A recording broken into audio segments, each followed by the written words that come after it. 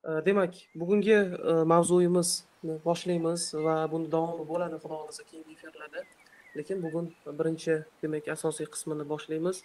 Azizlar, bugungi efirimiz munosabatlar psixologiyasi haqida bo'ladi.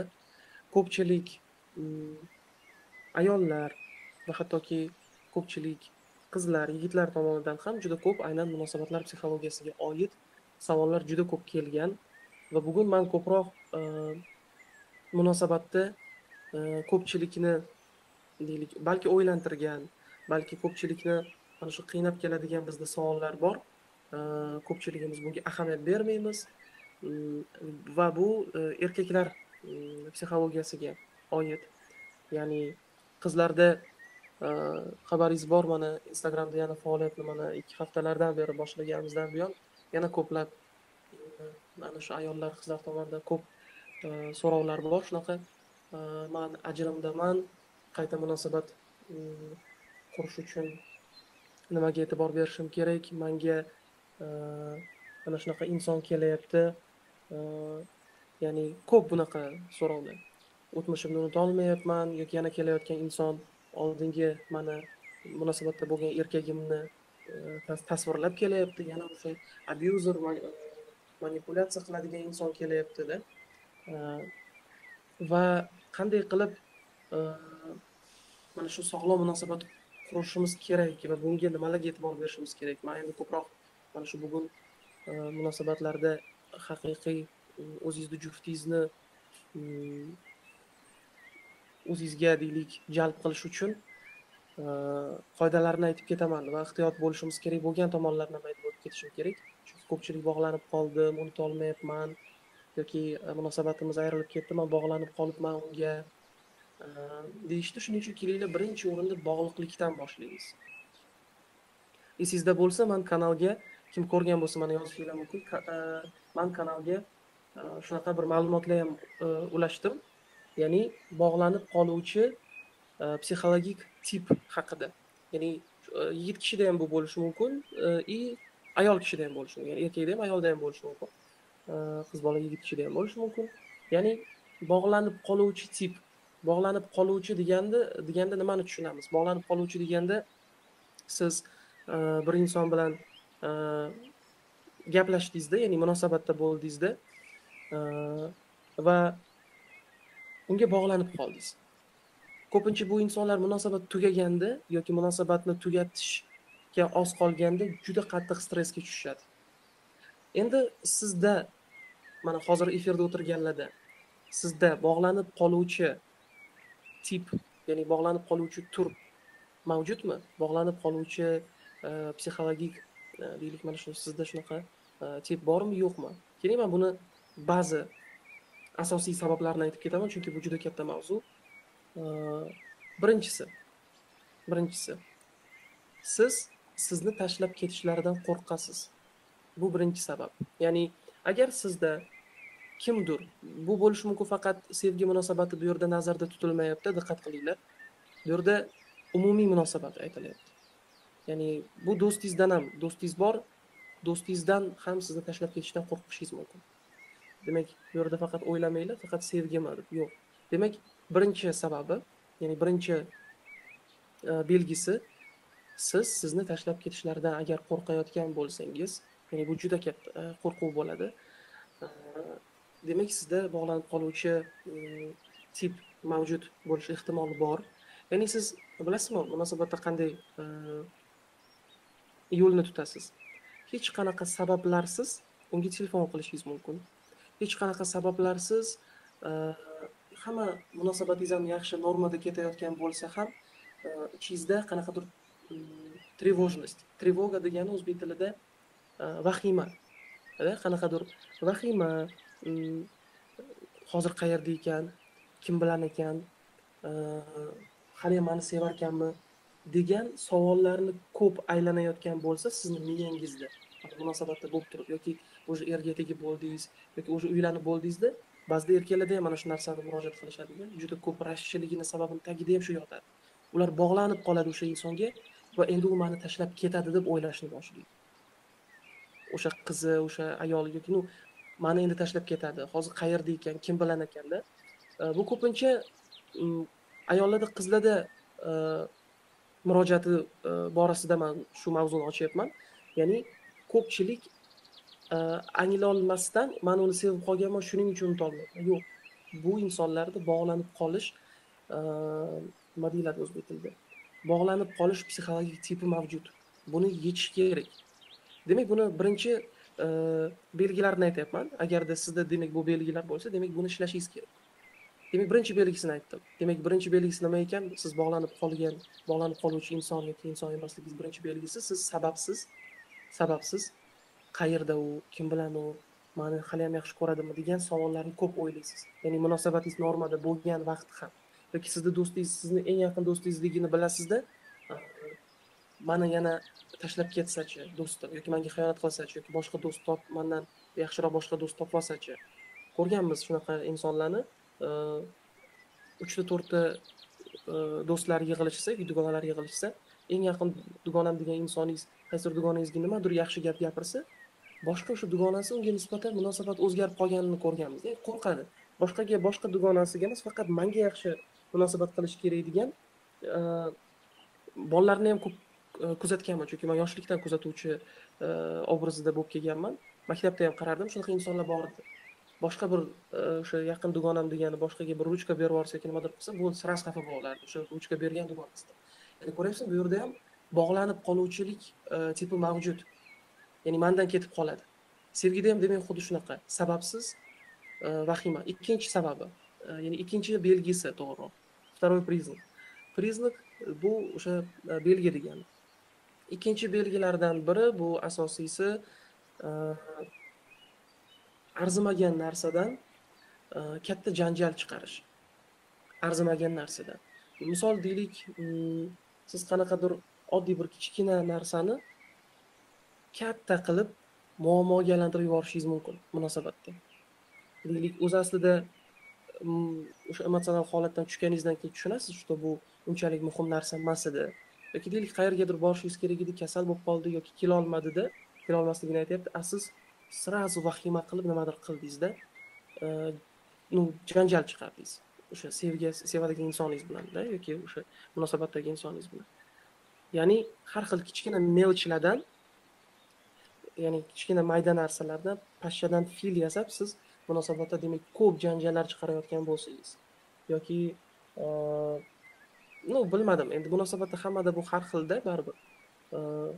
Har kuni telefon qilsa-da, endi bugun bir kun telefon qilmasa, menga bugun telefon qilmadingiz, unaqasiz. Ya'ni pashshadan fil yasab yuborish. Tasavvur qiling, siz cherizang gaplashyapsiz, yoqtirgan insoningiz bilan yoki har kuni SMSlashib, telefonlashib turibsiz, bir kun yozmay qo'ydi. Yoki bilmadim, bir kun nimadir bo'ldi-da. Siz o'sha nima bo'lganini so'ramasdan siz arazlab olasiz, nimadir qilasiz, bu ham bir belgisi. Nosog'lom munosabatda ekanligingizni, nosog'lom o'zingizda sabab borligini, o'sha belgi borligini yana bir belgisi. Pashshadan fil yasab yuborish. Balki bu sizda bo'lmasa, demak o'sha juftingizda bo'lishi mumkin. Ya'ni yigit kishida ham bo'lishi mumkin bu narsa. Oddiy narsadan fil yasab yuboradi, ya'ni bog'lanib qoluvchi tip hisoblanadi ular. Ularda yana bir uchinchi belgisi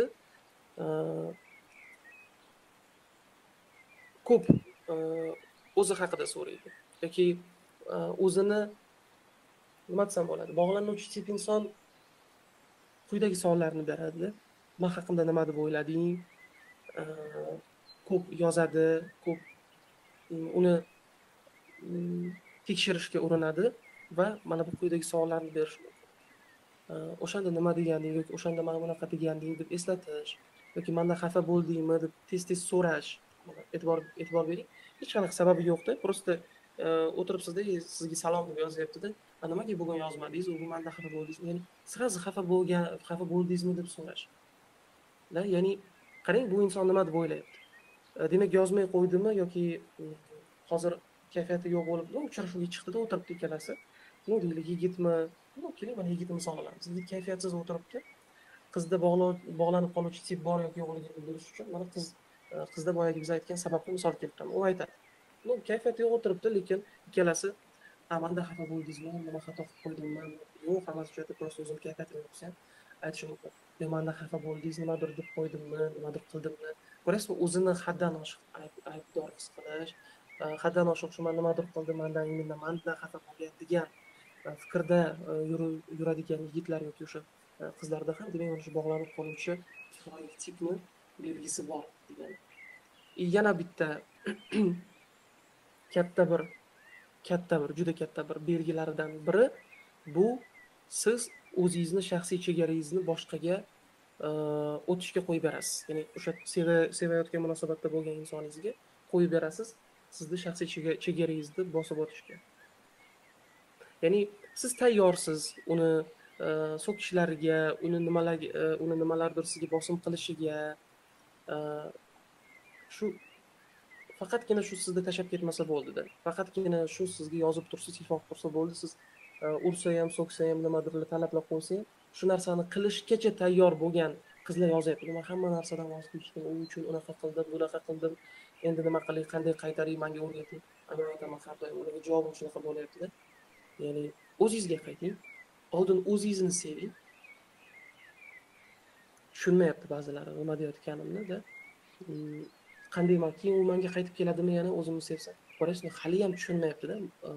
Chunki Instagramda bilasizlar, men har doim aytganman.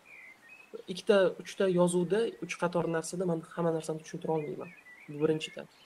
Tushunadiganlari aytayapti, qanday o'rgansam bo'ladi-da, to'g'ri aytayapsiz, o'zimga ishonmayman. To'g'ri aytayapsiz, o'zimni qadrlamayman. Har doim u chegaramni bo'lsa ham indamayman. Ya'ni mana bilishinglar mumkin, qanchalik munosabatda inson bu egoistlik haqida gap ketmayapti. Inson o'zini birinchi qadrini aniq bilib olishi kerak. O'zini ehtiyojini, u qanday munosabat xohlaydi va kim bilan xohlaydi. Va o'sha inson bilan qanaqa yo'llarni bosib o'tmoqchi. U inson qanaqa sifatli bo'lishi kerak va o'sha insonga yarasha o'zi ham qanaqa sifatli bo'lishi kerak. Shuni biladi o'sha inson. Ya'ni oqila bo'lishi kerakligini, endi qizlarni misol oladigan bo'lsak, o'ziga qarash kerakligini chiroyda, tashqi ko'rinishni olaylik. Chiroy muhim. Chiroy, tashqi ko'rinishiga qarashi, ichki dunyosi muhimmi? Muhim bu ham. Ya'ni ruhiyati, hamma narsasi, aqli, hamma narsasiga qarash kerakligini, ya'ni birinchi o'rinda bu o'zi uchun bo'lish. Da?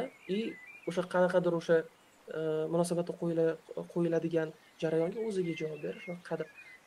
Endi xuddi shu talabni, keling buni talab demaylik, xuddi shunday mos insonni u ham xohlaydi. Ya'ni bilimlimi, qanaqadir dunyo qarashi kengmi, demak mana shu qiziqishimni qo'llaydigan, deylik musiqa sohasida bo'lsa, demak yoki qanaqadir bir sohalarda bo'lsa, meni sohamni tushunsin, hasabi, meni qo'llaydigan inson kerak deb, o'sha qizmi, yigitmi aniq bilish kerak. U qanaqa inson bilan xohlaydi. Bo'ldi, faqat ko'rib qoldim, chiroyli ekan, hurliqo ekan deb, все, munosabatga kirishib, keyin unga bog'lanib qoldim, biror ikki oz shirin gaplashib yurishadi-da. Bo'ldi, o'sha emotsiya qolib ketadi faqat miyada. Birinchi davr qolib ketadi. Konfetni buketni period deydi buni. Kapalaklar uchib yuradigan, ko'zda ko'r bo'lgan davr. 1-2 oy o'sha davrda olgan emotsiyasi qizda ham yigitda qolib ketadi, keyin ajrashib ketgandan keyin yoki faqat munosabatlar chegaralashaversa, bo'ldi, ayrilamiz deganda faqat o'sha birinchi davrni eslaydi-da, yana yarashib olaveradi. Lekin nimanidir o'zgartirish kerakdir demaydi ikkalasi-da, muqaddi. Shuning uchun 4-chi demak sababi, ya'ni belgisi nima ekan? Demak, siz agarda o'zingizni chegarangizni buzib o'tishga qo'yib berayotgan bo'lsangiz, sababsiz urushlar, aslida nimadir bir arzirli qanaqadir bir kichkina sabab ham bor degani, bu insonni urushga yoki sizni haqoratlab qanaqadir nimadir qilishga qo'yib berish mumkin degani emas. Misol uchun shaxsan men buni normada bilmayman. Da, mana menga shunaqa narsani yozishyapti, hali даже to'y bo'lmagan. 17 yoshli qiz, 18 yoshli qizlar. Da, mana unashtirilamiz, endi unashtirmoqchi. Lekin uje qo'l ko'taryapti, uje nimalardir talablar qo'yayapti, uje nimalargadir taklif etyapti. Shu darajada tupikka kirib qolgan qizlar. Nega?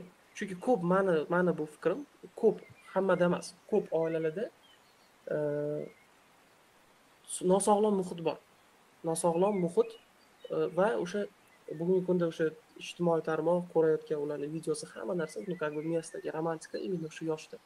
Qizlarni ko'p aldanib qolishiga yoki juda salbiy holatga tushib qolishiga sabab bo'lyapti. Shuning uchun mana eshitayotgan bo'lsanglar yoki singilinglar bo'lsa, opanglar bo'lsa yoki o'zinglar shunaqa holatda bo'lsanglar, ba'zilar mana turmush qurib ajrashganlar ham xuddi shunaqa narsaga tushib qolganda, munosabatga bog'lanib qolyapti. Kimdir unga mehr bersa yoki как бы e'tibor ko'rsatsa, to'g'riroq deylik, mana mehr emas, e'tibor ko'rsatyapti. U e'tiborning tagidan albatta manfaat bo'ladi va manfaat bo'lishi bu norma, azizlar. Hamma narsa, misol uchun siz ham kim bilandir munosabat qurishdan oldin miyangizda nimadir manfaat yotadi. O'sha inson bilan munosabat o'rnatib nimadir qilish, balki, yoki undan nimadir olish, e'tibor olish va hokazolar. Xuddi shu kabi mendan shunaqa savol berganlar bo'ldi. Bu norma. Lekin undan keyin uni o'rganib, munosabatda bo'laverganingizdan keyin anglanilgan munosabatga kela olmayaptimi juftingiz, bo'ldi, to'xtatish kerak. Chegaralarni qo'yib olish kerak. Demak, 4-belgisini ham tushuntirib o'tdim. Ular tashlab ketilish qo'rquvi o'zini hurmat qilish bilan bog'liq holatidan ko'ra ustunroq turadi. Ular mana shu lish bu oldida yigiti yoki eri bo'lsa bo'ldi, как бы turmush qursa bo'ldi-da, yoki uylansa bo'ldi, bu tashlab ketmasin deydi. Ba'zida shunaqa ona mehridan, ayol energiyasidan uzoqda bo'lgan yigit va erkaklarda ham xuddi shunaqa narsa shakllanib qoladi. Ba'zida bizani jamiyat aytishadigan, mana xotiniga bog'lanib qoldi, bunaqa deyishadi. Aslida bunday emas. Ko'pchiligini sababi ayol podдержкасini ko'rmagan. Doimiy ravishda bo'lgan bo'lishi mumkin. Qattiq qo'l va onasi bilan munosabati yaxshi bo'lmagan bo'lishi mumkin o'sha erkak. Yoki onasi juda uzoqda bo'lgan bo'lishi mumkin. Yoki uyda bo'lib turib ham prosta quchoqlamagan nimadir. Bunaqa yigitlar mana prosta quchoqlamagan, yaxshi ko'raman seni demagan. Prosta shunday kelinlik vazifasini qilib yuravergan, bolani tug'ganda, ovqatini bergan, uxlatgan shunaqa. Vaholanki 7 yoshgacha, 14 yoshgacha bo'lgan davrda qiz bola ham, yigit bola ham, o'g'il bola ham onadan quchoqlashni to'yib olishi kerak. Undan keyin amasida quchoqlash kerak bolani. Har doim aytganda. Ota ham quchoqlashi kerak. O'sha o'g'lini ham, deylik. Endi bu yerda qiz bola ota tomonidan ko'proq quchoqlanish olishi kerak bo'lsa, xuddi deylik ona tomonidan o'g'il ham olish kerak bo'lsa, bir xil. Ota ham o'g'lini ham quchoqlab emotsional fiziologik kontakt bo'lishi kerak 14 yoshgacha, chunki kerakligini, himoyada ekanligini his qilish kerak. Qiz bola ham, yigit kishi ham, chunki o'sha o'sib katta bo'lgangacha. Mana shu narsa yo'q bo'lgandan keyin mana shu imенно 14, 15, 16 yoshda sevib qolyapti. Menga yana bir narsa bilan yozgandi. Mana hozir sevib qoldi, даже o'qishdan qochib ketib, o'sha yaxshi ko'rgan qiz bilan nimadirlar, qanday qilamiz, konsultatsiyaga yozilsak bo'ladimi degan savollarni ham berishdi-da. Ya'ni o'g'li o'zi bog'lanib qolgan o'sha qizga. Endi buni meni taxminim bu, chunki hali konsultatsiya bo'lmadi. Mana tushuntiryapman.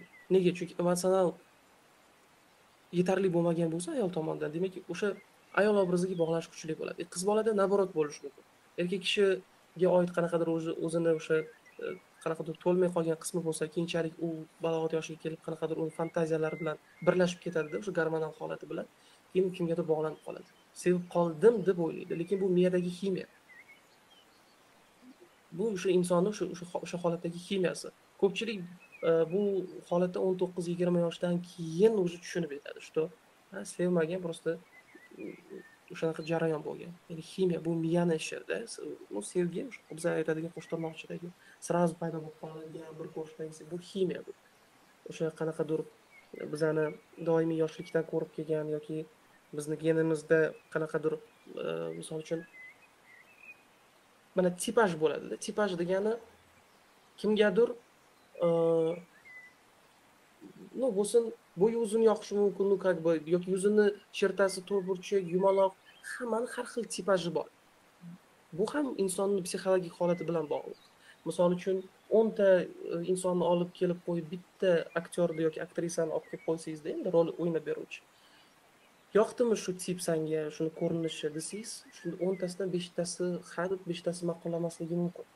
Agarda o'sha aktyor aktrisa dunyo bo'yicha go'zallik qoidalariga, go'zallik normalariga, endi bor-ku shunaqa modellar uchun belgilangan normalarga amal qilsa ham o'sha aktyor qiz yoki aktyor yigit, ko'pchilik o'sha 10 ta inson o'sha aktyorni menga yoqmadi deyishi mumkin.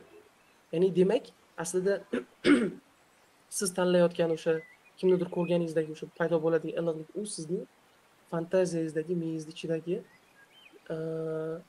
ko'pincha tasavvur o'rnatib olgan jihatdan kelib chiqadi insonni tashqi qiyofasiga bog'lanib qolish. Mana shunaqa. Demak, 5-chi sababiga o'tamiz, ya'ni belgisiga o'tamiz endi. 5-chi belgisi sizga juda og'ir uni qo'yib yuborishda.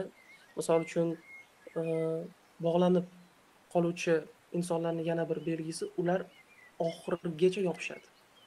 O'sha munosabatni saqlab qolish uchun yoki o'sha insonni o'zida olib qolish uchun oxirigacha yopishadi. Oxirigacha. Ya'ni oxirigacha deganda mana e'tibor bersanglar bo'ldi уже men sen bilan munosabat qilmoqchi emasman da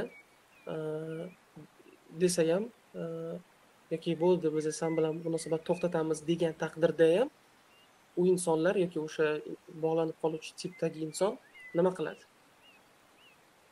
Bog'lanib qoluvchi tipdagi inson yo'q deydi. Mani kechiring deyishi ham mumkin, yalinishi ham mumkin va hokazo. Demak, buni mana shu 5 ta demak sababi. Kim o'zida bu jarayonlarni ko'rdi? Kim o'zida balki o'zingizda bo'lmasa, balki o'sha sizda bugungi kunda munosabat qilayotgan insoningizda bo'lishi mumkin-da. Bu ko'p hollarda somatsonika bilan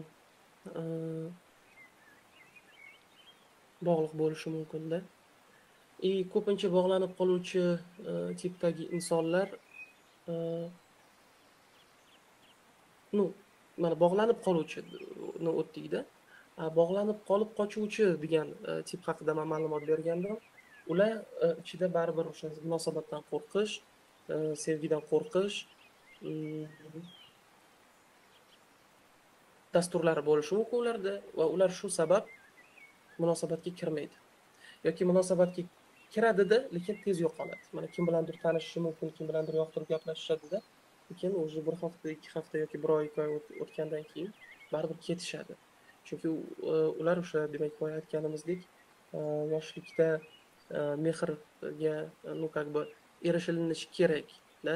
5 olsang nimadir qilib beraman yoki nimadir qilsang nimadir qilamiz. Nimadir qilsang seni o'pib qo'yaman, quchoqlab qo'yaman. Endi bu normada bo'lishi kerak. Bolalarni tarbiya qilayotganda nimadir qilsang nimadir beraman deb tarbiya qilish bu to'g'ri, lekin bu normada bo'lishi kerak. Haddan oshiq uni faqat quchoqlashingiz, uni yaxshi ko'rishingiz, nima bilandir o'lchanadigan qilib tarbiya qiladigan bo'lsangiz, demak u har doim o'ylaydiki, yaxshi munosabat uchun, yaxshi narsa uchun, demak unda shunaqa ichki dastur shunaqa shakllanadi, bu butun umr o'zida ham bilmay o'tishi mumkin. 40 ga kirsa ham, 20 ga kirsa ham, ichida faqatgina men nimadir qilib bersamgina, men nimadir qilsamgina, nimadandir men voz kechib, hattoki o'zimga qulay bo'lmasa ham, o'zimga bu yomon bo'lsa ham, shu inson mendan so'rayotgan narsani qilib berishi kerakki, u meni yaxshi ko'rishi uchun degan tushunchasi bo'ladi. Ya'ni munosabatni, mehrni og'riq bilan olinadi degan dasturlari bo'lishi. Shunaqa insonlar ko'pincha munosabatga kirishadi, sразу qochadi. Birdaniga yo'q bo'lib qolishi mumkin. Ular chindan yoqtirib qolgan bo'lishi mumkin sizni yoki agar sizda shunaqa xislat bo'lsa, demak yoqtirib qolasiz, lekin birdaniga o'sha anglamay o'sha ichki qo'rquvlar sabab qochasiz. O'sha ichki qo'rquvlar, qanaqadir o'sha jarayonlar insonga xalal beradi. Insonga xalal beradi va o'sha inson demak qochishi mumkin. Qochishini boshlashi mumkin. Xo'p, bu bir tomoni. Hammaga tushunarli bo'ldimi?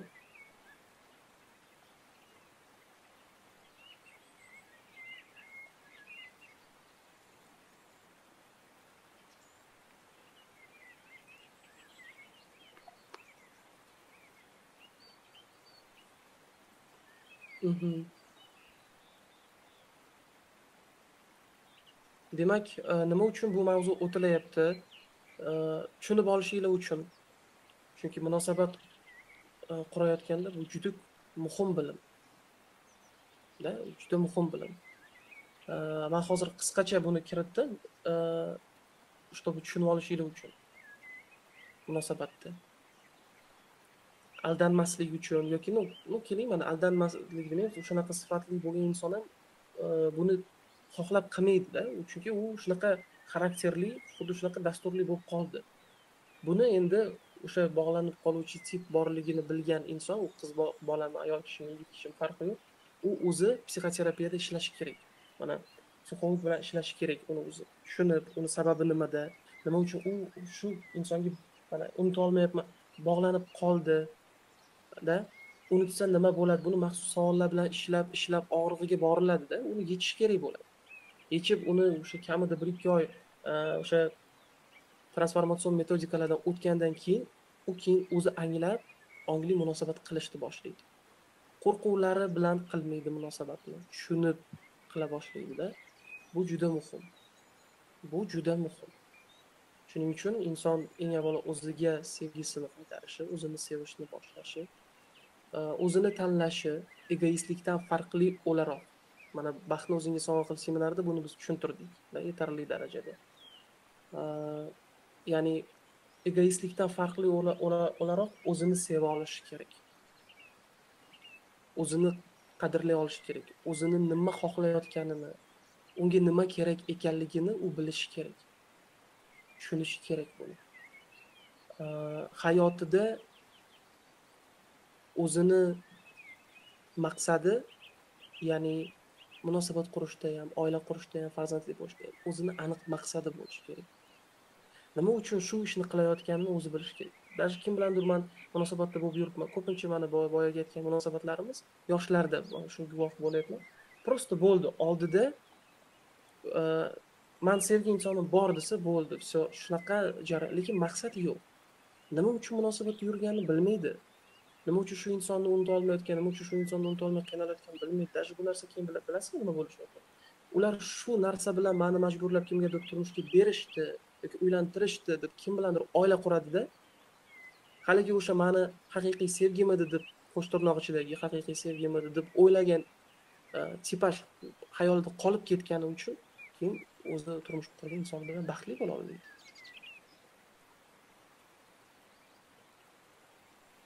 Ko'p oiladagi iliqmas munosabatlarning sabablaridan biri mana shu. Mana yaxshilab o'ylab ko'ringlar. Meni majburlab berdi, mana bunaqa, как бы bog'lanib qoldim. U yigit menga sovchi qo'ymadi yoki hali vaqt bor dedi, u dedi, bu dedi, xullas nimadir bo'ldi dedi. Qizni berib yuborishdi deylik yoki yigit nimadir deydi-da, meni ota-onam seni olib bermayapti. Aslida bahona hammasi. Hammasi bahona. U deydi, bu deydi, u uylanib ketadi boshqaga, lekin baribirga ham mana shu narsa bog'lanib qolish bilan uni obrazida qolib ketsa, o'sha inson yoki o'sha tip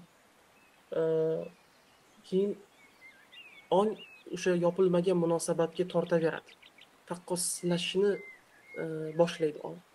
Mana nima deb o'ylaysizlar mana shu fikrni? Ya'ni eringizni mana ayol kishi shunaqa bo'lib agar turmush qursa, keyin erini hamma yomon tomonlarini ko'ra boshlaydi. Misol uchun mana bu qilgan ishi ham yoqmaydi, kiyimi ham yoqmaydi, hidi ham yoqmaydi va hokazo. Va psixologga kelganida ko'pincha mana terapiyalarda shunaqa jarayonlar ham guvohi bo'lganmizda, ular aytishadiki, mana erim mana shunaqa, meni tushunmaydi, mehr bermaydi. Lekin biz shunday raskopkaga kirgandan keyin shunday kelib chiqadiki, o'sha yoshlikda, endi mana shu ko'pincha bu bo'ladi 16 yoshdan 22 yoshgacha bo'lgan davr orasida kimnidir yoqtirgan, kim bilandir sevishganda, o'sha yigit buni tanlamagan yoki nimadir bo'lganda, o'sha timsoh qolib ketgan.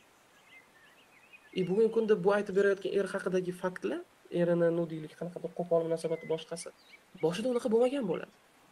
Bir oydan keyin nimadir o'sha to'ydan keyin boshlanish vaqtidan to'y o'tgandan keyin boshlanish vaqtidan keyin ko'pchilik aytadiki, shu terapiyada shunaqa narsa chiqib kelgan.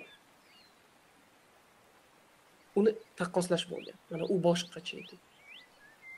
Chunki ong bizda psixika shunaqa tuzilganda, gestalt terapiya degan narsani eshitgansizlarmi? Psixologlar bilishadi. Yopilmagan narsaniga qaytgisi keladi. Shuning uchun yakunlanmagan ishlar keyinchalik ham yakunlanmagan ishlarni tortadida. Ya'ni u yakunlanmay qoldi-ku. Xuddi mana turk seriallariga o'xshab bir-biriga yetisha olmadi, nimadirlar bo'lib ketdi. Mana shu narsa qolib ketadi. Qo'shiqda yoki kinoda har safar uni eslayveradi. Bu psixika borgan sari oldida yashayotgan jufti bilan o'sha yoshlikda qanaqadir bir qolib ketgan, 1 oy, 2 oy o'zimcha sevdim deb o'ylagan insonini ideal edi, u bunaqa edi degan fikrlarni yoki hissiyotlarni berish mumkin. Ba'zida o'sha hissiyot o'sha kelayotganini ko'pchilik bilmaydi. Nima uchun eri yoqmayotganini bilmaydi, chunki u boshqa tipajni qidiryapti. Boshqa tipajga bog'lanib qolgan edi. Manda ko'p emas 3 ta shunaqa holat bilan men ishlaganman. Eroskopkada bittasi даже уже 50 yoshli ayol edi. Tasavvur qiling, 50 yoshli. Shu vaqtgacha har kun deydi, mana shuncha yil yashab kelgan bo'lsa, biror marta menga erim yoqmagan dedi. Chunki u mana bunaqa ichadi, unaqa qiladi, bunaqa qiladi. Hamma aybini sanab berdi-da. Keyin shunday seansga kirganimizdan keyin nima chiqib keldi? O'sha buni tanlamagan insonni deb nafrat qilib, eridan nafrat qilib, eridan xafa bo'lib yurgan. Mana shunaqa narsalar chiqib keldi. Ya'ni aslida buni boshqa tanlamagan. Ya'ni o'sha yoqtirgan yigiti nimadir deb onam olib bermaydi, oilamizni to'g'ri. Shunaqa все boshqaga turmushga chiqib ketgan, oila qurib ketganda haligi yigit. Keyin bunda nima qolib ketgan? Meni tanlamadi. Keyin o'sha yig'lab xafa bo'lib yurgan, keyin bu ham boshqa turmushga chiqib ketgan. Lekin eriga nisbatan, o'sha erkakka nisbatan adovati har safar o'sha eriga nisbatan noroziliklar aslida eriga qaratilgan bo'lmagan. Meni rad etib ketdi, tashlab ketdi degan birinchi munosabatiga bog'liqligini u o'zi tushundi. Bu bilmasdan, bilmasdan, конечно, bilmasdan, ongsiz ravishda erini kiyinishidan ham, ishidan ham, hamma narsasidan u haqiqiy erkak emasda, unaqa emasda, bunaqa emasda, erkak kishi mehr berish kerak, unaqa qilish kerak deyapti. Tushunyapsizmi? Norozilik qolib ketgan, shu to'lmagan narsa. Yopilmagan narsa. Mana kelib chiqdi. Shuning uchun men ko'pincha bugungi mavzularni muhimligini tushuntirmoqchiman. Ya'ni inson tushunishi kerak.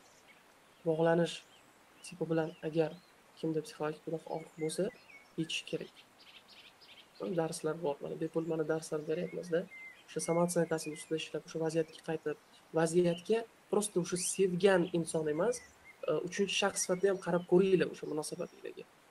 Haqiqatan o'sha meni idealimidi o'sha inson yoki o'sha yigit deganinglar, o'sha yoshligida qolib ketgan o'sha xayolinglar, bugun taqqoslayotgan o'zingiz qizingiz bilan yoki ayolingiz bilan yoki eringiz bilan taqqoslayotgan o'sha inson haqiqatan idealmidi?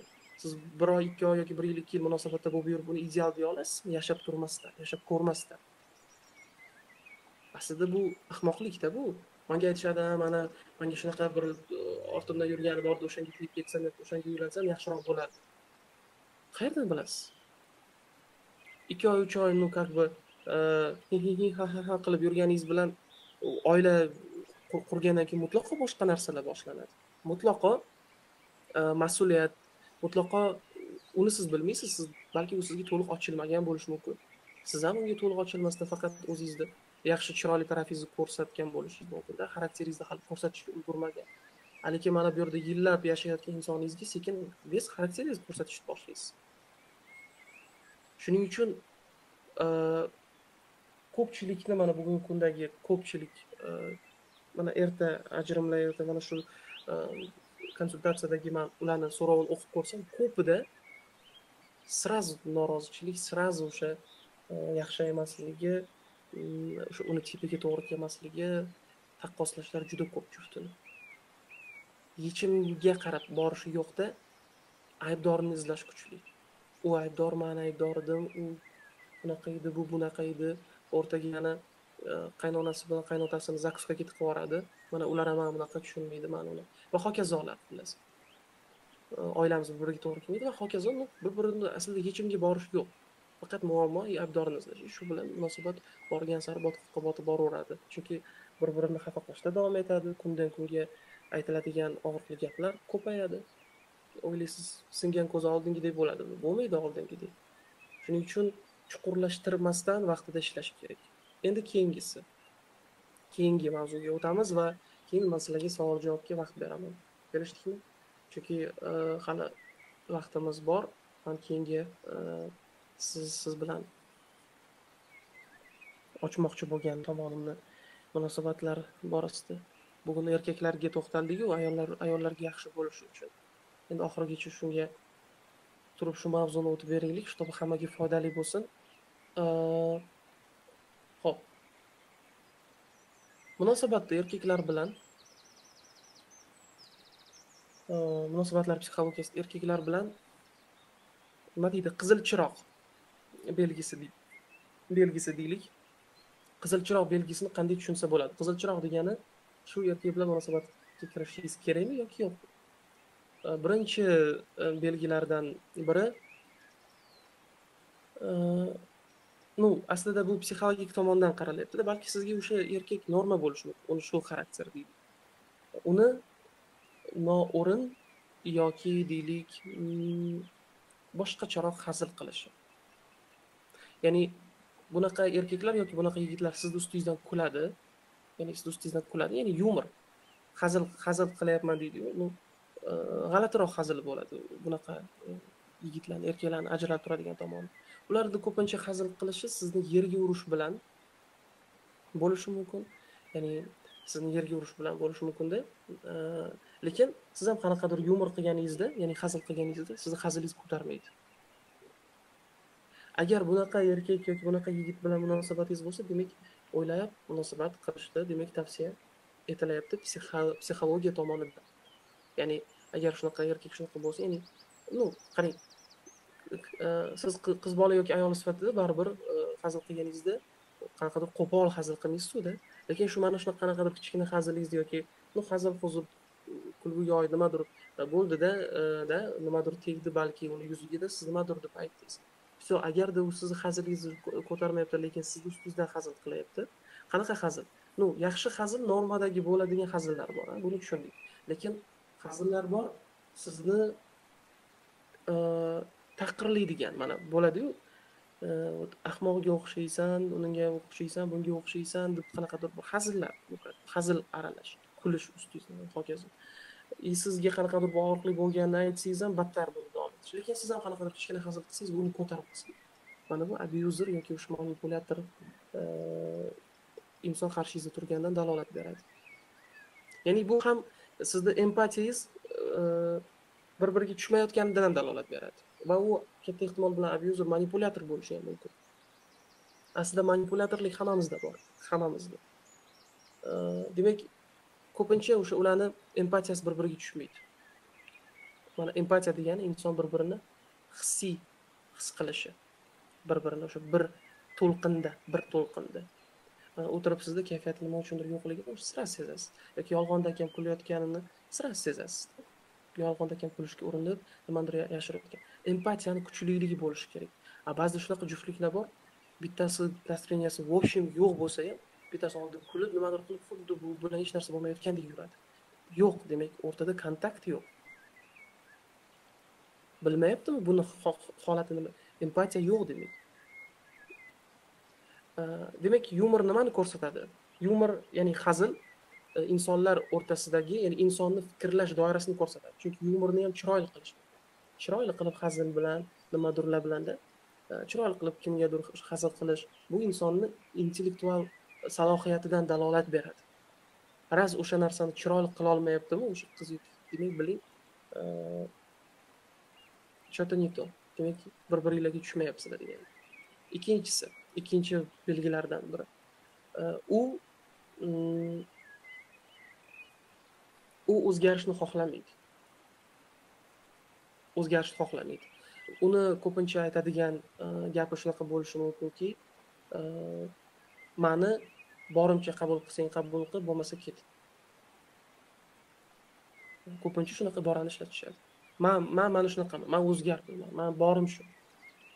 Ko'pincha mana shunaqa iborani aytadigan qizlar, ayollar yoki bu abuse, manipulyatsiya bu. Ko'pincha bu g'ururli eshitiladi. Lekin bu degani o'sha hayotda men sen uchun o'zgarmayman degani. Misol uchun, qanaqadir salbiy odati bo'lsa yoki munosabatingizga putur yetkazayotgan nimadir bir odati borda, siz aytayapsiz, mana shuni o'zgartirish kerak-da, bu menga yoqmayapti yoki bizni munosabatimizga putur yetkazayapti. Meni borim shu, nima qilsang qil. Всё. Qizil chiroq belgisi bu. Mana biling, u tanlov sizda dal shu davom ettirish, shu inson bilan oila qurib nimadir qilish yoki munosabat davom ettirmas. Tanlov o'zingizda. U baribir keyin o'zgarmaydi. Siz tomon bormaydi u xullas. Siz tomon qadam bosmaydi toki siz chegarangizni qo'yib yoki nimadir qilib e, qo'ymaguningizcha. Balki o'sha chegarangizni qo'yish boshlaganingizda boriydi borishi ham mumkin. Bunga ham tayyor bo'lish kerak.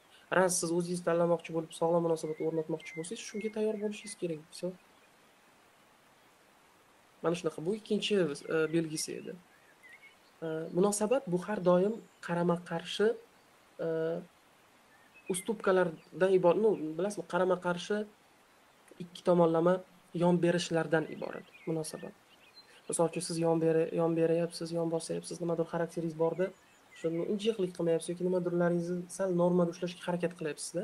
U sizga aytganida o'zingiz to'g'rilab. Lekin siz ham aytganingiz u qilmayaptimi? Ну как бы да, men borim shu deyaptimi? Munosabat ikki tomonlama. U ham, siz ham nimadir o'sha oila uchun, keyinchalik bo'ladigan bolalar uchun, shu maqsadli munosabat uchun o'zgarishga tayyor bo'lishingiz kerak. Erkak kishi ham, ayol kishi ham, yigit kishi ham, qiz bola ham. Ko'pincha bu men aytadigan mana bu Instagramda yoki mana shu men aytadigan fikrlarni yoki darslarda, umuman ma'lumotlarni ko'pincha bizani erkaklar yoki bizani jamiyat qabul qilmaydi, hali tayyor emas ko'pchilik. Ya'ni yangi pokoleniyani boshqacha bo'ladi albatta. Lekin ko'pchilik tayyor emas. Nega? Chunki qanaqadir bizani mentalitet, bizani qanaqadir qarashlarimiz faqat qo'sh tirnoq ichidagi men har doim aytganman, erkak ustun bo'lishi kerak, ayol unga suyanishi kerak. Ayol erkakning unga suyanchiq ekanligini bilishi kerak. Da, lekin mana uni nozikligi, uni avaylashi bilan erkakning ustunlik tomonida. Lekin bizda ustunman degani bo'ldi, xohlasang nimadir qil, xohlasam ustunga ish qilib buni yuraman degan ma'noda ko'pchilik qarab qolishgan. Mana shu tushunchani shunaqa olib olishgan o'zlariga. Ko'p erkaklar. Ya'ni xohlagan ishimni qilaman, xohlasam anaqa qilaman, xohlasam cheklaydi, xohlasam nimadir. Ustunlik bizga Xudo tomonidan berilgan ham deb qo'yishadi, ya'ni ba'zida kommentariyada ko'rdimda. Ya'ni shunaqa o'zicha yozgan. Lekin xo'p, to'g'ri, men hech qachon har doim aytganman даже. Mana kursimdagi o'quvchilar bilishadi. Ayolning muhabbati juda ham sof va shartsiz, eriga nisbatan uni suyanchiq ekanligini bilib, pastda ekanligini bilish kerak. Lekin pastda ekanligini deganda bu qullik nazarda tutilmagan. Hattoki istalgan diniy ma'lumotlarda yoki mana Shayx hazratlarining kitoblarida ko'rishingiz mumkin. Ustunlik deganda erkak ustun, u himoya qilish uchun ustun. U ayolning xavfsizligini ta'minlash uchun ustun. Mana shu ma'noda aytilgan. Ayolni omonat qilib berilgan erkakka.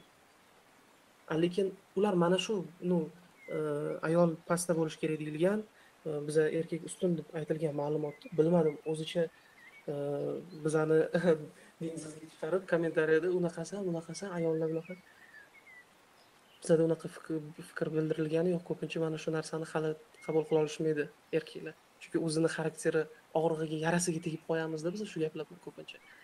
Ustun deganda men har doim mana aytib ketyapman yana, balki erkaklar bo'lsa efirda, yigitlar bo'lsa hali oila qurmagan, o'ylayman to'g'ri tushunasizlar.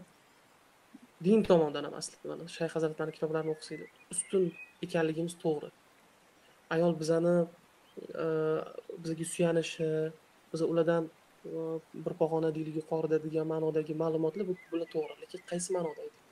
Ular bizga omonat qilib berilgani uchun, bizga ko'proq kuch berilgan va bizga ko'proq qay bir tomonlama bilasizmi, aql berilgani uchun. Chunki ayol emotsional, ayol hissiy tomonlama juda kuchli, hissiyotdan. Erkak aqlan tomonlama juda kuchli. Mana shu tomondan biz ularning himoyasi, oilamizni, vatanimizni, shu farzandlarimizni mana shunga biz haqiqatan biz qurolmiz, ular bizdan pog'ona pastda. Lekin bu degani boya aytgandek, eshak qilib minish uchun ustunsizlar, xohlagan ishlarni qilinglar ular bilan degan ma'noda qilinmagan.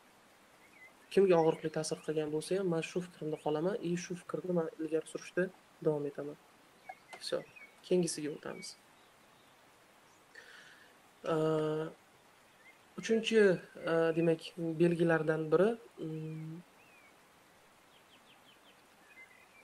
bu misol uchun siz o'sha erkakni lider sifatida hayotingizga qo'yib berganingizda u inson mana hozirgina aytib o'tganimdek u inson shunaqa sifatlarini namoyon etadiki siz uni mana bo'ladiyu munosabat boshlanganda ayol kishi yoki qiz bola sizlashni boshlaydi yoki nimalardir hop deb aytganini qilishni boshlaydi и o'sha hop deb aytganini qilayotgandan как власть ya'ni uni ustidan hukmronlik qilib vez hattoki даже deylik bir qadam qayerga chiqishi chiqmasligigacha chegaralab tashlaydigan darajada ya'ni sababsiz deylik sababsiz просто yo'q bormaysan nimadir mana shunaqa darajadagi katta o'ziga bir narsalarni olyaptimi yigit yoki erkak biling demak unda o'sha cheklovchi o'sha abyuzer manipulyatorlik belgisi bor mana misol uchun hop deyapsiz nimadirlar hopda hamma narsa yaxshi ketyapti ya'ni lider sifatida hayotingizni munosabatlaringizni lider sifatida nimadirlar qaror chiqaruvchi deb unga rolni topshirganingizda o'sha erkak yoki o'sha yigitga hali erga tegmagan bo'lsangiz lekin u bir oy o'tadi 2 oy o'tadi sekin bilinadi bu birdan bilinmaydi bu narsa 3 oy o'tadi 4 oy bu 6 oydan keyin ko'proq balki sekin bilinishni boshlaydi все уже 6 oydan keyin ko'pincha сразу maskasi yechiladida и sababsiz o'sha o'ziga berilgan liderlik unvonida munosabatinglardagi liderlik unvonida mana bu joyga boramiz siz даже fikringizni so'ramaydi tushunyapsiz siz mana bu joyga boramizmi yo'q so'ramaydi mana bu joyga kelsa yoki mana bu joyga boramiz yoki bormaymiz mana shunaqa все sizdan fikr so'ralmaydi sizdan даже nima taom yeging kelyapti даже shunaqa so'ralmaydigan darajaga borishi mumkin ko'rishganingizda ya'ni o'sha hukmronlikka intilish bu ham bir o'sha manipulyator nosog'lom munosabat belgisi keyingi yana bir belgisi u so'ziga turmasligi nimadir deb va'da berdida endi bu bajarilishi mumkin bo'lgan va'da bo'lsa albatta buni ham o'zingiz ham tushunishingiz kerak ko'pincha moliyaviy holatni olishadi o'zida insonlar moliyaviy holat tomonidan siz o'zingiz buni o'lchashingiz kerakda qila oladimi qila olmaydimi lekin qila oladigan nimadir ishlarni ham u qilmayotgan bo'lsa bo'ldi qilaman bo'ldi bunaqa qilamiz bo'ldi deb qilmayotgan bo'lsa lekin shunga imkoniyati borligini bilasiz lekin qilmayapti bir yil o'tyapti bir oy 2 oylab o'tyapti qilmayaptimi bilingki yoki butunlay yo'q bo'lib ketyapti просто yo'q bo'lib qolyapti bir oylab bir haftalab keyin yana paydo bo'lib qolyapti tushuntirishlarsiz biling bu bunaqa erkak bunaqa yigitlar bilan munosabatda bo'lmaydi mana shunaqa chunki ular ishonchli sanalishmaydi bunaqa tip erkak yigitlar ishonchli sanalishmaydi ko'pincha menga ko'p mana berildida mana yaxshi zo'r gaplashdik 3 oy 4 oyni как бы sevishmani yaxshi ko'rib qolgan deb и bir oy 2 oy yo'q bo'lib ketdida keyin mana bugun yana yozdi nima qilay bir oy 2 oy sizga indamay yo'q bo'lib ketdimi даже 2-3 hafta yo'q bo'lib ketdimi sizga indamay biling agarda bu takrorlangan bo'lsa yana 1-2 marta все zerikkanida kelyapti degani bu aniq все zerikkanida kelyapti nimadir manfaat bor nimadir foyda bor o'sha nimadir demak ozgina nimadir narsa qoldirib qolgansiz unga o'shandan просто maza qilish uchun yoki gaplashib yoki nimadir manfaat natijasida sizga qaytayotgan bo'ladi 5-chi yana bir belgisi sizni ehtiyojlaringiz unga qiziqmas bo'lsa demak bu 5-chi belgisi ya'ni qiziqmayotgan bo'lsa misol uchun siz aytyapsiz menga mana bu muhim yoki menga mana bu narsa kerak deganingizda u sizni juda ham mamnunqasanda deb sizni ehtiyojlaringizni yerga urib umuman tushunishga ham harakat qilmayotgan bo'lsa demak biling bu erkaklik haqiqiy erkaklik kuchi emas haqiqiy erkakni energiyasi emas haqiqiy erkak bunaqa sizni so'rovlaringizga yoki sizni ehtiyojlaringizga sizni nimadir narsada qanaqadir bir savolingiz borda nimaga shunaqa bo'layotgan ekan yoki emotsional qanaqadir tushkun holatda sizda shu menga ozgina nimadir kerakda yoki xotirjam tushunishga juda ham bir yig'loqsanda unaqasanda bunaqasanda deb tushunmayapti xullasda demak empatiya yo'q o'rtada yana demak u egoistroq degani va bunaqa insonlar bilan yaqin munosabat qurish qiyin bo'ladi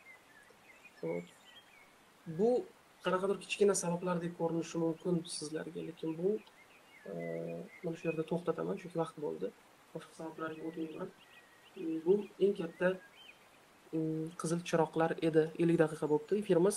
Endi ozgina savol-javobga navbat beramiz. Hop, mana shu nuqtadan boshlab men chatning pastiga tushaman. Yuqoridagi men chatlarni ko'pini ko'rganim yo'q. Hop, azizlar, endi bugun mana shunaqa muhim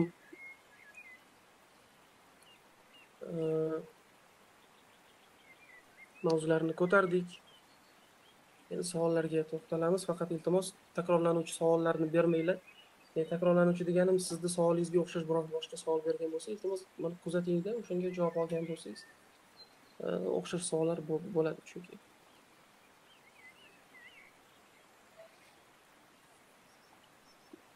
Aslida ayollarga qaraganda ko'proq erkaklar, ikkala tomon ham olishi kerak, o'ziga kerak desa.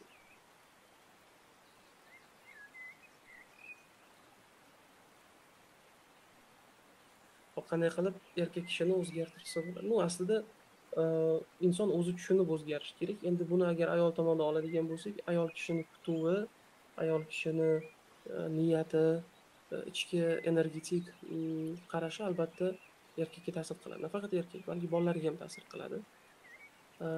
Любой qiz haqiqatdan mana erkak kishi sevib qolganida, kimnidir sevib qoldi, yoki kimnidir haqiqatdan mana yoqtirib qoldi. Bu degani juda katta imkoniyat o'sha qiz yoki o'sha ayol uchun. Mana shunaqa.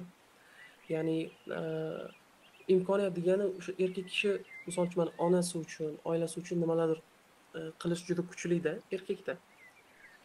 Erkakda juda kuchli bo'ladi buni hissiyot va o'shandan qiz, ayol to'g'ri foydalanishi kerak. Uni to'g'ri yo'lga, misol uchun chiroyli odatlar bilan odatlantirishga, unga motivatsiya berib, mana shunday qilib erkakni o'zgartirish mumkin. Erkak kishi agar o'zini tushunib o'zgarmoqchi bo'lsa, demak buni u ehtiyojlaridan, o'zini o'rganishdan, o'zini fikrlarini, o'zini ongyosti dasturlarini o'rganishdan boshlash kerak. Qaysi dasturlari uni rivojlanishga yoki yaxshi yashashga qo'ymayapti, orqaga tortyapti. Qaysilari esa uni oldinga intilishga yordam beradi. Shuni belgilab olib ishlash kerak albatta, sekin-astalik bilan. Menga yoqmadi. Yo'q bo'lsa kerak, menga yoqmadi. Yoqmadi maslahatingiz. Yoqish shart emas sizga maslahatim. Kim aytdi men sizga yoqish uchun maslahat beryapman deb? Men maslahat berganim yo'q. Men bu yerda ma'lumot beryapman. Dars o'tildi hozir. Tavsiya so'raganlarga biz yo'nalish beramiz. Yo'nalishni men sizga yoqadigan gapni gapirishim shart emas. Xo'p. Boya to'xtaldim bu narsaga. Sevib qolishdan qochish sababini tushuntirdim. Qo'rquv, demak qanaqadir salbiy tajriba bo'lishi mumkin. Rahmat. Xo'p, meni savolim menga rasm jo'nat deydi. Jo'natmasam jahli chiqadi. Keyin telefonda gaplashishni yoqtiradi. Menga gapirsani eshitishni xohlayman deydi. Menga bo'lgan munosabat qanaqa, uni qanday bilsam? Agarda yoshingiz bilmadim, hali 20 yoshga bormagan bo'lsangiz, 18 yosh, lekin sizga rasm tasha deb, bilmadim endi qancha vaqtdan beri munosabatdasiz u inson. Men tavsiya beraman, hali jiddiy bir qanaqadir sizga sovchi qo'ymagan bo'lsa yoki jiddiy qanaqadir bir sizni oilasi yoki sizni oilangiz bilan munosabatlaringiz haqida bilmasa, rasm именно o'zingiz haqidagi ma'lumotlarni berishni men tavsiya bermayman. Mana shunaqa. U bilan qanchalik tez misol uchun ko'rishyapsiz. Deylik, bir haftada хотя бы bir marta. Bir-birini o'rganish uchun inson. Lekin faqat telefondan gaplashib, nima bekorchi nimadirlar bo'lsa, demak inson bunaqa bir-birini o'rgana olmaydi. Demak, mana shu bekorchilikdan o'tiribdi siz bilan deb o'ylayman. Bu endi bu meni fikrim. Men bilmayman uni qanaqa temperament ekanligini. Alohida bir analiz qilib ko'rish kerak aslida. Lekin rasmga keladigan bo'lsak, faqat rasm yuborib unaqa qilib, agar bir marta, xo'p, aytaylik, ko'rgisi kelgan bo'lsa, bir marta yetadi-da, misol uchun, lekin 3-4 martalab bu g'alati, bu g'alati. Bu men tavsiya bermayman qizlarga, ayollarga umuman ulashmang, chunki keyinchalik sizni qo'rqitish bilan, sizda qanaqadir nimalar bilandir foydalanish mumkin. Bu yuborgan narsalaringiz orqali.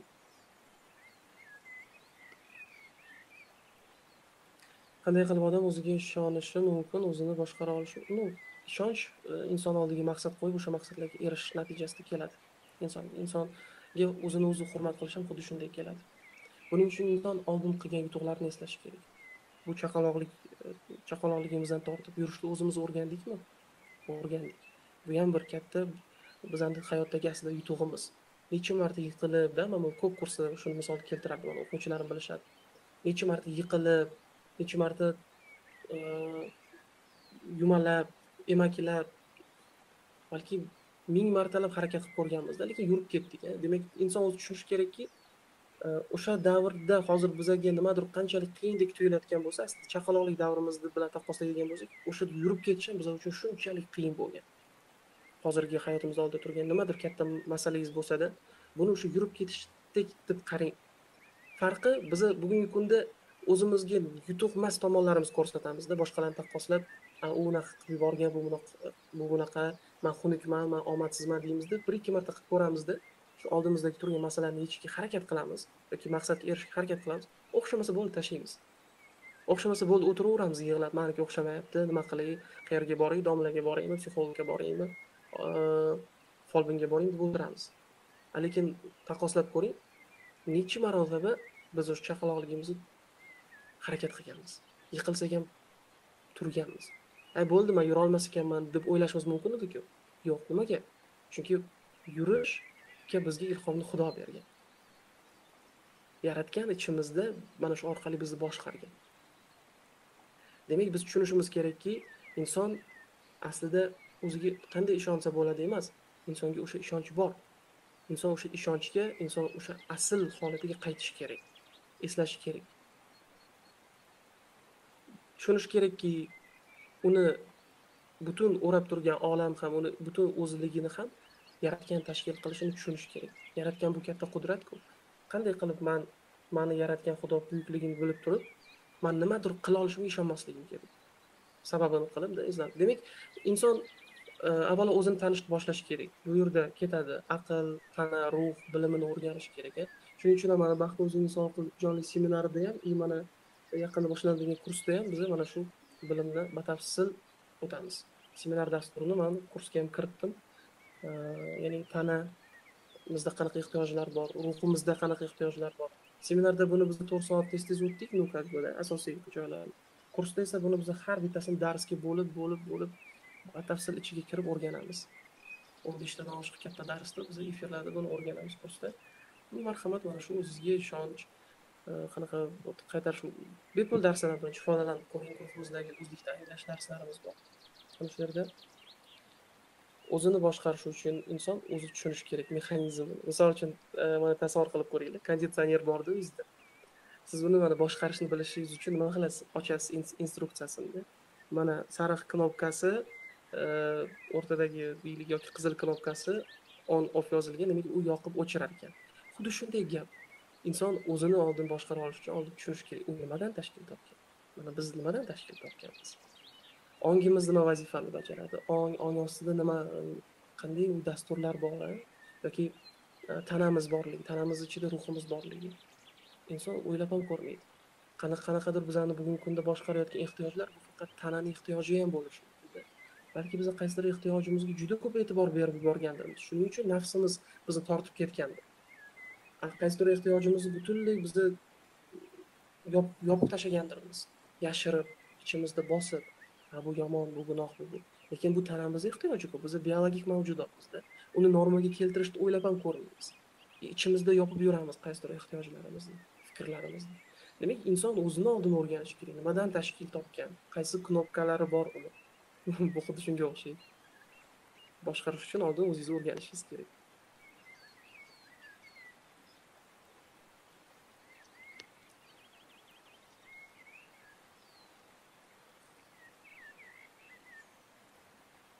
Xo'p, ustoz, hozir munosabat psixologiyasi bor-ku, qanaqadir praktikalar deb yozsa, shu munosabatlar yaxshilanadi deyiladi. Bunga nisbatan fikr qilib. Aslida o'sha praktika, yozish praktikalaridan oldin inson anglashga kelishi kerak.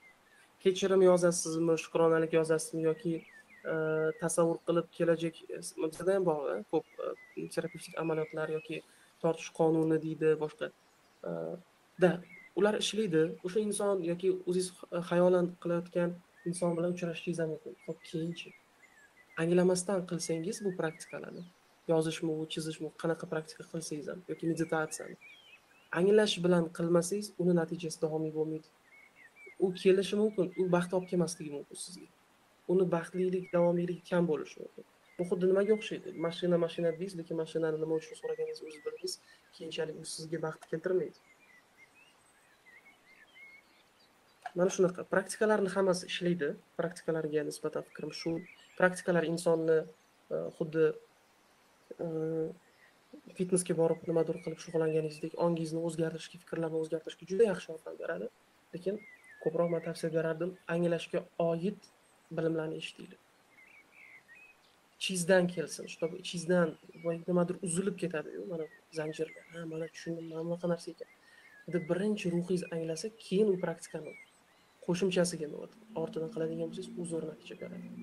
Lekin prosta tushunmasdan, ha bo'ldi, kechirishim kerak ekan deb kechirimni yozaversangiz, yoki kechirim amaliyotini yoki sevgi xatini yozaversangiz, hech qanaqa ish bermaydi.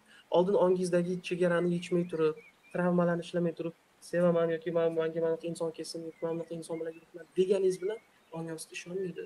Ongingiz sizga eski sizda qolib ketgan bloklarni ko'rsataveradi sizga. Mana bunaqa og'riq bo'lgan-ku, mana bunaqa narsani ko'rgansan, qanday qilsan munosabat qilmoqchisan deb sizga yuboraveradi shu narsa. Shuning uchun anglash kerak.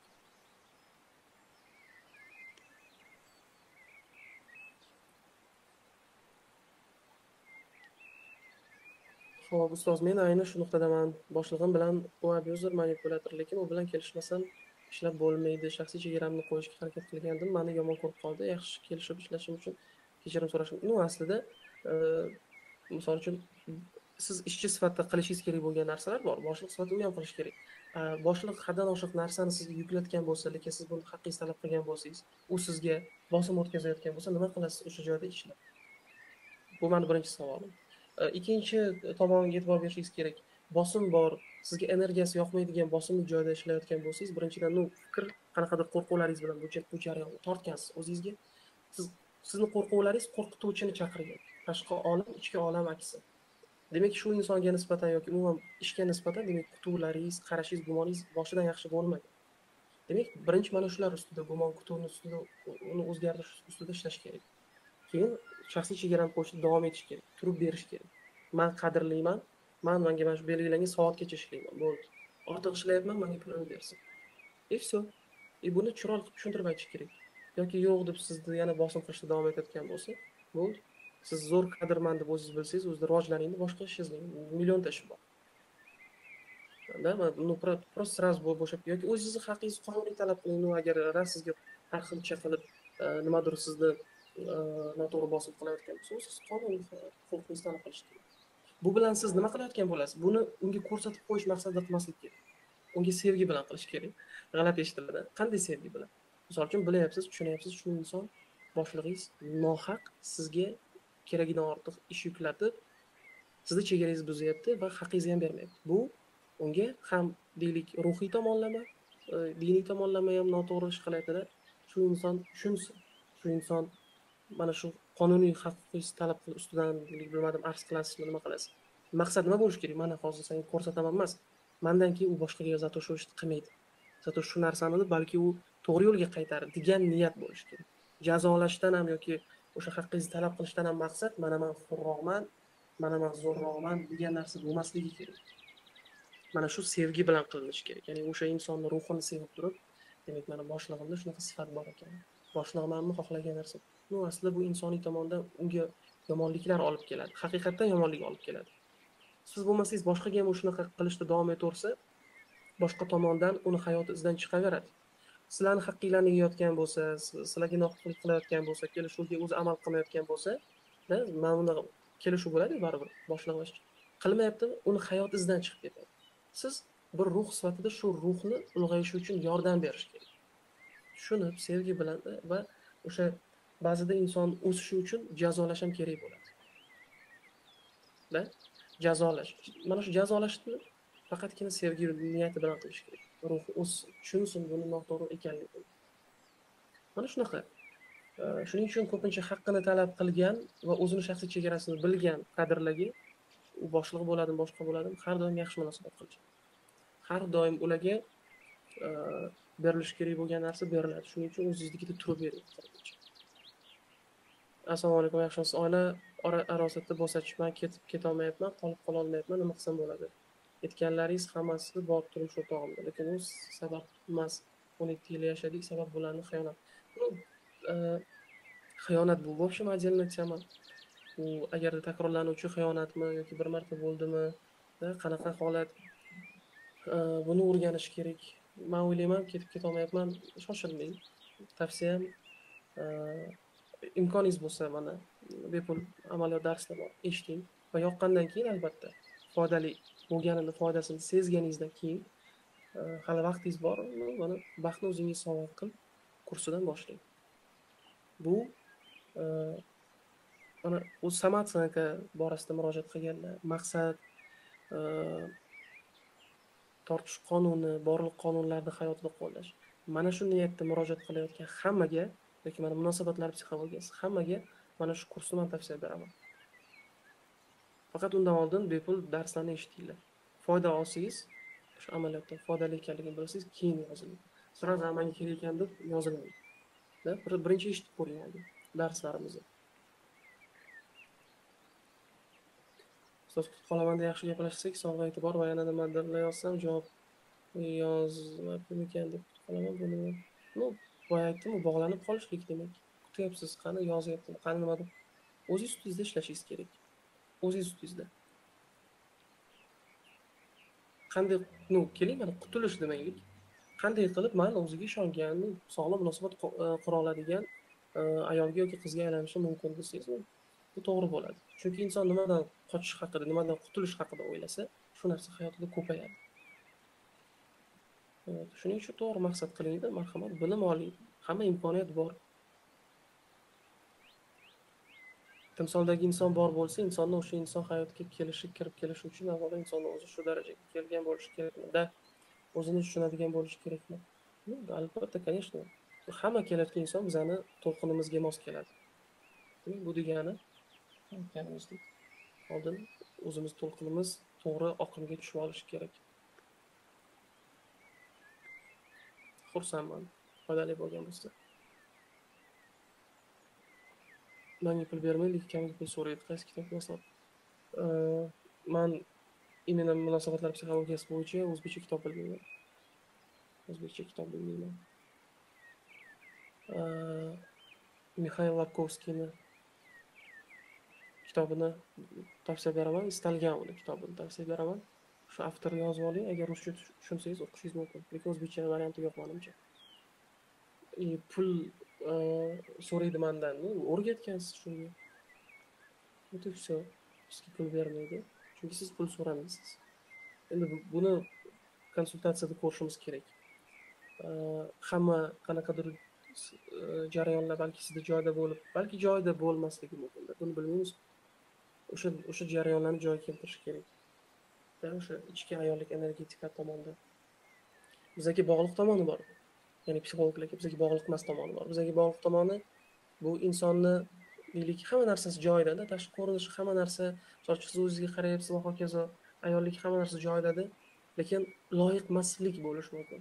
Menga baribir bermaydi yoki oilangizda doimiy ravishda ayol glavniy bo'lgan, oilada katta bo'lgan bo'lishingiz mumkin. Pulni faqat ayol topgan va oilada adingiz emas, onani roli kuchli, ona ko'proq pul topgan bo'lgan bo'lishi. Oilangiz balki o'z-o'zidan siz kuchsizroq erkakni tortasiz o'zingizga. Ongsiz ravishda. Bu ham bo'lishi mumkin sabab yo'q. Pul bermaydigan dastur tortasiz o'zingizga. Bularni ishlash kerak, yechish kerak bu. Ong osti demak, qolib ketgan bu tajribani o'zgartirish kerak. Terapiyadan o'tkazish kerak. Shundan keyin demak yechiladi. Bizga aloqador emas tomonlari bu imенно insonni munosabat qurayotganda albatta tashqi ko'rinish muhim. Tashqi ko'rinishiga men fitness bilan shug'ullantira olmayman sizni. Men sizni sochingizni turmay qila olmayman misol uchun. Bu tomonlari bizga bog'liq emas tomon. Lekin shular hamma tomoni joyida bo'lib turib, siz bilan munosabat yaxshi bo'lmasa yoki bilan, demak ichki tomonni psixolog bilan ishlash kerak degan.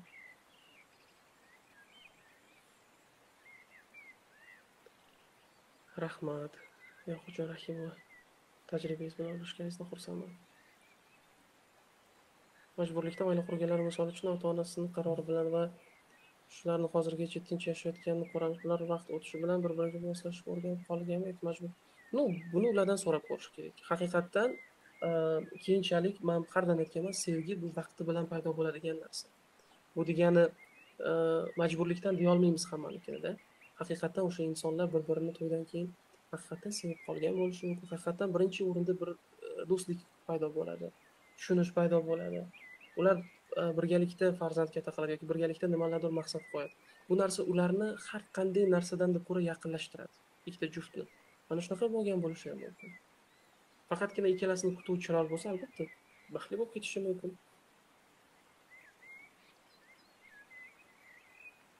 Ustoz atrofdagilarni xafa qilib qo'yaman deb o'ylash o'sha paytda qanday his-tuyg'uda bo'ladi? Savol tushunmadim uncha.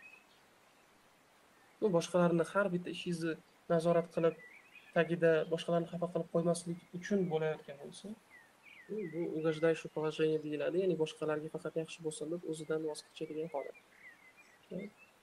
Yo'q deyishni o'rganishdan boshlash kerak birinchi o'rinda. Yo'q deyishni o'rganish kerak. Qanday anglashga kelish mumkin? Bilim olib. Mana bugungi kabi bilimlarni olib, tushunib, his qilib, takror-takror eshitib, o'sha savollarga ichki ravishda javob berib, sekin-asta holatga.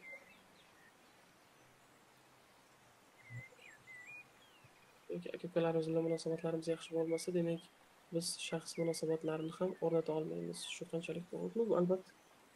Chunki oiladan boshlanadi, bog'chadan, maktabdan, keyinchalik boshlanadi insonni boshqalar bilan munosabat o'rnatish. Kommunikatsiya. Kommunikatsiya turi har xil. Misol uchun deylik, biz dadamiz bilan onamizni bir-biriga nisbatan munosabatini ko'rib, erkak-ayol munosabati shunday bo'lishi haqida dasturlarga ega bo'la boshlaymiz. Biz aka-ukalarimizga, bizdan katta agar aka-ukalarimiz bo'lgan bo'lsa, ularga ko'rsatilayotgan munosabatni ko'rib, men shunaqa qilsa shunaqa bo'lar ekan deb ko'rib o'rganishni boshlaymiz. Lekin keyinchalik inson albatta bu degani bo'ldi shu bilan to'xtaydi degan emas. Inson albatta yoshi o'tgani sayin, ulg'aygani sayin o'zi tushunib, bu narsalarni to'g'irlash yoki kerak to'g'irlash demaylik, bu narsalarni rivojlantirishi mumkin. Kommunikatsiyani boshqalar bilan. Rahmat. Qo'rquvni o'sha jarayonga tik borib yengsa bo'ladi. Mixail Lapkovskiy dedi. Qo'rquvni o'sha jarayonga tik borib, o'sha jarayonni yashab o'tibgina yeksa bo'ladi. Boshqacha imkoni yo'q.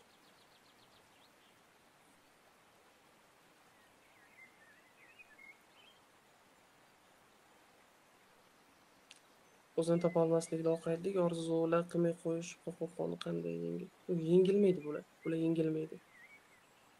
Noto'g'ri, to'g'rilab ketyapman. Qanday yengish kerak bilan emas. O'sha shubhadan chiqish uchun inson oldin chiroyli fikrlashni o'rganish kerak. Qanday qilib to'g'ri fikrlash, pozitiv fikrlashni o'rganish mumkin. Qanday qilib inson nima xohlayotganini bilmasa, to'g'ri maqsad qo'yishni o'rganish mumkin deb savol bersanglar, men aytamanki sizlarga, bizda to'g'ri niyat kuchi darsimiz bor. Bu yerda men orzu maqsadlarni qadamma-qadam belgilarini, to есть qadamlarni o'rgatganman. Qanday to'g'ri orzu qilish kerak, qanday to'g'ri maqsad qo'yish kerak. Yozilgan shaklida ham bor. Maqsadlarni kichikdan boshlab kattasigacha aniqlashtirib olish. Hayot balans charxpalagi bor bizda, mana kursda o'tiladi. Hayotimizda qanday sohalar borki, mana balans. Biz o'sha balans charxpalagini ahamiyat bilan ishlab borsakgina hayotimizda, demak, o'sha balans o'ziga kelishi natijasida, hamma tomonni o'ziga kelishi natijasida nima ro'y beradi? Butun hayotiy jabhalarimiz o'z o'rniga keladi. Shundagina. Bo'lmasa kelmaydi. Demak, inson buni tushunishi kerak. Inson buni tushunishi kerak. Xo'p, bugungi efir sizlarga manzur bo'ldimi? Biz yakunlaymiz-da va xudo xolasa keyingi efirimizni ertaga bizda kurslarimiz, darslarimiz bor. Menimcha ertaga kunduzgi vaqtda primoy efir qilamiz. Instagramda savol-javob. va xuddi shu kabi mavzulashtirilgan darsimiz hop bugun seshanba kuni yoki chorshanba kuni bo'ladi. Men oldinroq sizlarga xabar qoldiraman. Guruhga kelishdikmi? Xuddi bugungi efir kabi munosabatlar psixologiyasini yangi darsini o'tamiz. Sizlar bilan yana yangi mavzularni ochamiz va yana savol javob qilishimiz mumkin bo'ladi. Demak, seshanba yoki chorshanba kuni xuddi mana shunaqa vaqtlarda sizlar bilan ko'rishguncha sizlar. Menimcha sizlarda savol tugadi.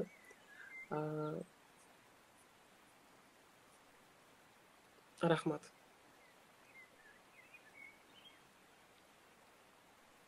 Ertaga Instagramda bo'ladi xudo xolisa. Mana bugungi efirda bo'lganlar Instagramda ham kommentariyada yozib qoldiringlar. Ko'pchilik Instagramdagilar bilishmaydi. Bizda Telegram kanal borligini yoki Telegramda boshqa darslar bo'lishini. Ulashinglar. Marhamat. Foydali bo'lgan bo'lsa, muhimi, men xursandman.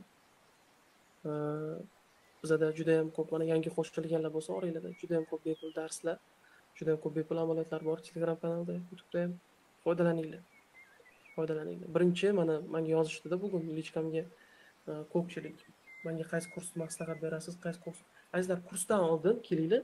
Mana хотя бы o'zingizga 3 kun beringlarda bepul darslarni eshitinglar. Meni shogirdlarim, men prof kursda o'qiyotgan hamma bilishadi, что bizda berilgan darslar bu oddiy darslar emas. Oldin eshitinglar, balki sizlar o'sha bepulidan ham yechim olishinglar mumkin. Bu birinchidan. Ikkinchidan bepul taqdim qilingan da ularni ham qiymati juda katta. Chunki men doimo pulli kurslarda nima o'rgansam, o'qiganlarim, anglashlarimni ulashib boraman. Siz bilib olasiz, mutaxassis sizga tushadimi yoki yo'qmi? Buni bilib olasiz. Mana shu bepul amaliyotlarni o'sha guruhda ochiq shaklda deylik, bepul demaylik.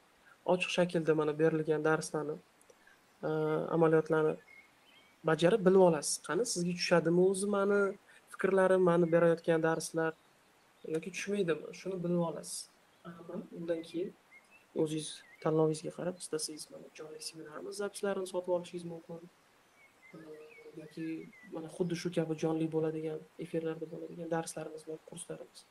Theta Healing yoki vaqtni o'zingiz sog'liqli kurslarimiz bor. Hamma kursimizda bo'lib to'lash imkoniyatlari bor, hamma imkoniyat bor. Keyin mana bemalol boshqa pulli kurslarda o'qisanglar bo'ladi. Pullik amaliyotlar boshqa hammasi etap-etap o'qib borsanglar bo'ladi. Shu sababdan birinchi faqat bilib olish kerak. Sizga to'g'ri keladimi mutaxassis, istagingiz kuchlimi, yo'qmi? Mana shu kuchli bo'lsagina keyin bajarib borish mumkin. Bepul darslarning linki yo'q. Mana shu ustiga bossangiz kanalimizda muzika degan joyda hammasi turibdi. Mediada videolarimiz turibdi. Fayl degan joyda biz maxsus kitoblar tashlab berganmiz, bilasizlar, Telegram tushunasizlar, ko'pchilik. Buni o'tkazsangiz, muzika degan joyda darslarimiz hamma bo'lib o'tgan. Ya'ni darslar qo'yilgan efirlar, голосовое сообщениеda bizning o'quvchilarimiz natijalari ulashilgan. Ko'p o'quvchilarimizni bemalol hammasini ko'rib eshitishingiz mumkin. Hammasi ochiq shaklda turibdi shu yerda.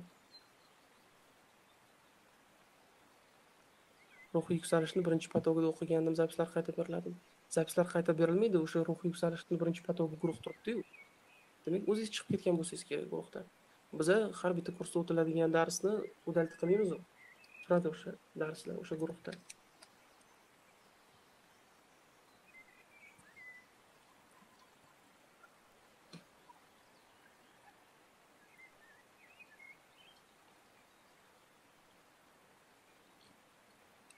Endi o'quvchilarimiz balansni bilishadi. Balans qoidasini bilishadi o'quvchilarimiz.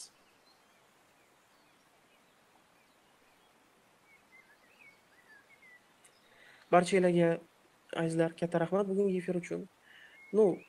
Oldin o'sha o'qigan o'quvchiligingizni aniq isbotlab yozsangiz, adminimizga Nilufar opaga qo'shib qo'yadilar sizni. Что aniq o'sha o'quvchi bo'lsangiz-da, faqat keyin chiqib shunaqa. Xo'p. Bugungi efir uchun azizlar, katta rahmat. Muhimi foydali bo'lgan bo'lsa, biz xursandmiz. Salomat bo'linglar. Keyingi efirda ko'rishguncha.